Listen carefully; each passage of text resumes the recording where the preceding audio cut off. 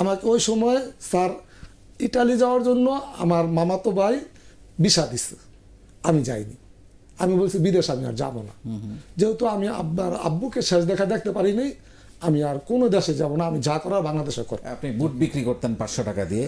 সেই না 500 না, ওইটা ছিল 100 টাকা। আব্বা আমাকে খুশি হয়ে 500 টাকা দিছিল, তো ওটা অ্যাড করে বিজনেসটা শুরু। তো ওটা স্যার আমার ছাত্র জীবন অবস্থায় ওই সময় মানে বিজনেস কি জিনিস আমি বুঝতাম না, মানে খেলাধুলার মতো। তো আসলে ওইটাতে আমার লাভ হয়েছে, ভালো একটা লাভ হয়েছে। তো মানে আমার আব্বা আবার খুব একটা হিসাবি লোক ছিল, সে মানে ছেলেমেয়েরা নষ্ট হবে বিদায় সে যা খরচ তার বেশি টাকা দিবে না। মানে যদি আমাদের 10 টাকা দিত, এটা কিভাবে খরচ হয়েছে এটা হিসাব পাই সে করতো। তো ওই সময় বসতাম না, ওই সময় বসতাম বলতে মনে করতাম আব্বু কিপুস, মানে টাকা পয়সা দেয় না। এখন দেখা যাচ্ছে আমরা বুঝি যে কি জন্য আব্বু টাকাটা আমাদের অতিরিক্ত টাকাটা দেয়নি। তো আমাদের দেখা যায় কি আব্বু যে টাকাটা দিত না, এই জন্য আমার বিজনেসের আগ্রহ যে আব্বুর কাছ থেকে তো পাবো না, আর আমাদের আউট অনেক খরচ হয়। তো ওটা থেকে আমার বিজনেস স্টার্টিং। তো প্রথম অবস্থায় আমাদের নারায়ণগঞ্জ তো গার্মেন্টসের জন্য বিখ্যাত, তো জুটের ব্যবসাটা আমি শুরু করি কয়েকজন বন্ধু বান্ধব মিলে। তো ওখান থেকে আমার ভালো একটা মানে মূলধন হয়ে যায়। তখন দেখা যায় যে আমি লেখাপড়া ভালোই ছিলাম। তো আমি ইন্টার পাস করে মানে পলিটেকনিক্যাল বিভাগে ভোকেশনাল কারিগরি শিক্ষা বোর্ডের বিভাগে অটোমোবাইল আমি লেখাপড়া করতাম।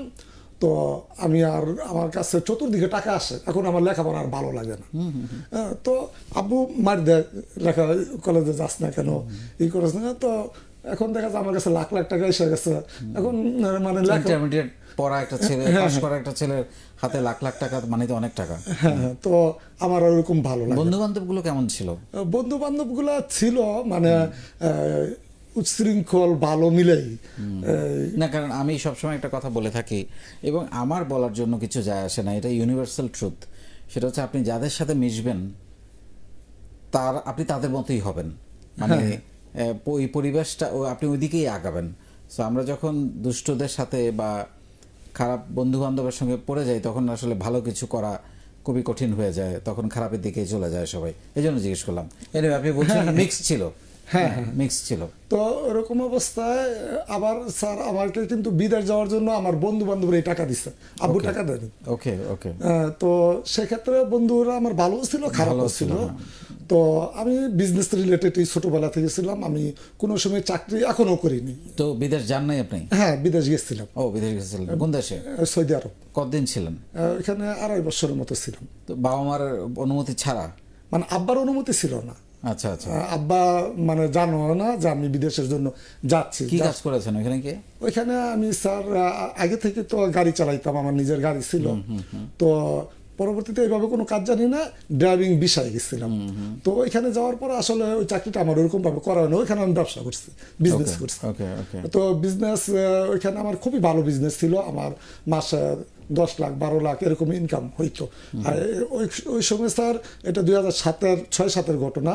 ওই সময় স্যার মানে বাংলাদেশে 10,000, আমাদের দিকে 10,000 টাকা 1 বিঘা জায়গা কিনা যায়, এরকম প্রসেস ছিল। মানে ওই সময় 5-6 লাখ টাকা, মানে এখন কোটি টাকা ইনকামের সমান, এরকম ছিল। চলে আসলেন কেন? চলে আসলাম স্যার, আমার আব্বা হঠাৎ করে মারা গেছে আমি বিদেশ থাকা অবস্থায়। তো হঠাৎ করে স্ট্রোক করে মারা যাওয়ার পর আমি যেদিন আব্বা মারা গেছে ওদিন আমি অ্যাক্সিডেন্ট করছি, একমাত্র একটা অ্যাক্সিডেন্ট করছি সৌদি আরব। আমি তো নিজে গাড়ি চালাইতাম, বিভিন্ন জায়গায় যাইতাম। তো একটা অ্যাক্সিডেন্ট করছি, ওই অ্যাক্সিডেন্টে সৌদি আরবের 2টা মেয়ে আর একটা সৌদিয়ান, তারা মারাত্মক অ্যাক্সিডেন্ট হয়েছে। তো ওই সময় মানে আপনি গাড়ি চালাচ্ছিলেন? হ্যাঁ, আমি ড্রাইভ করছিলাম। তো এই অবস্থায় আমার প্রাইভেট এবং সৌদি আরবের যে মার্সিডিজ গাড়ি, ওই গাড়ি ব্যাপক ক্ষতি হয়েছে। তো ক্ষতি হওয়ার পরে ওইখানে মানে একটা সিঙ্গেলের মধ্যে অ্যাক্সিডেন্টটা হয়েছে। তো পরে ট্রাফিক পুলিশ আসার পরে তো আমার মানে পুলিশ মনে করছিল আমার আসলে লাইসেন্স নাই। তো সে দেখছে যে মানে আমার বড় গাড়ির লাইসেন্স। তো সে আশ্চর্য হয়েছে, মানে অ্যাক্সিডেন্টটা তার সামনেই হয়েছে। তো তো পরে তাদের আইন আপনার কিছু হয়েছিল তখন? না, আমার কিছু হয়নি। তো অ্যাক্সিডেন্টটা হওয়ার পরে আমাকে দোষটা আমার, আমি অ্যাক্সিডেন্ট করছি, পিছনে এই করছিলাম মতো। পরে এটা জরিমানা আসছে লাস্টে 10,000 রিয়াল, মানে বাংলাদেশের টাকা প্রায় 2 লক্ষ টাকা। মানে যেহেতু অ্যাক্সিডেন্টটা আমার দোষে, এই টাকাটা আমারই পে করতে হবে। তো এর মধ্যে আমার ইন্স্যুরেন্সের ডেটটা চলে গেছিল, ডেটটা চলে গেছিলো, এটা আবার আমি খেয়াল করিনি। তো খেয়াল না করার কারণে মানে ওইখানে ওই যে বিচারক এটা দেখার পরে আমার 10,000 টাকা জরিমানা করছে। তো এই জরিমানার টাকাটা আমি দিয়া আসছি, আসার পরে মানে সারা রাত্র আর ঘুমা, সন্ধ্যার দিকে অ্যাক্সিডেন্ট হয়েছিল, সারা রাত্র ঘুমাই নেই। এই সকালবেলা মসজিদের ইমাম ফোন দিচ্ছে যে আপনার আব্বু অসুস্থ, আপনি দোয়া করেন। তো আব্বার সাথে আমার কথা হয়েছে, মানে আব্বা একটু মলমালিন্য ছিল, আমি ভিসা বার করতেছি আমার ওয়াইফকে নেওয়ার জন্য। তো আব্বা মানে আমার ছেলে আসছে আপনার সাথে দেখার জন্য, তাকে দিবে না। আমি ওয়াইফকে নেই কিন্তু ছেলেকে দিবে না। তো এই জন্য একটু কষ্ট আব্বার মনে ছিল। তারপরে এই কয়েকদিন পরে আব্বা স্ট্রোক করে মারা গেছে। তো বড় কোনো কারণ আমরা পাই নাই। তো পরবর্তীতে আমার এই জিনিসটা ভালো লাগেনি যে আমি মানে সৌদি আরব ছিলাম বিদায় আব্বাকে শেষ দেখতে পারিনি। মানে আব্বা খুব রাগী ছিল এবং আব্বাকে অনেকেই ভালোবাসতাম বিশেষ করে। তো আব্বার সামনে যাইতাম না, ভয় পাইতাম, কিন্তু অনেক ভালোবাসতাম। তো এই ভালোবাসা থেকে আমার খুবই মানে টাকার প্রতি একটা ইয়ে আসছে যে বিদেশে আমি থাকবো না। আমাকে ওই সময় স্যার ইটালি যাওয়ার জন্য আমার মামাতো ভাই ভিসা দিছে, আমি যাইনি। আমি বলছি বিদেশ আমি আর যাবো না, যেহেতু আমি আব্বুকে শেষ দেখতে পারিনি, আমি আর কোনো দেশে যাব না, আমি যা করার বাংলাদেশে করব।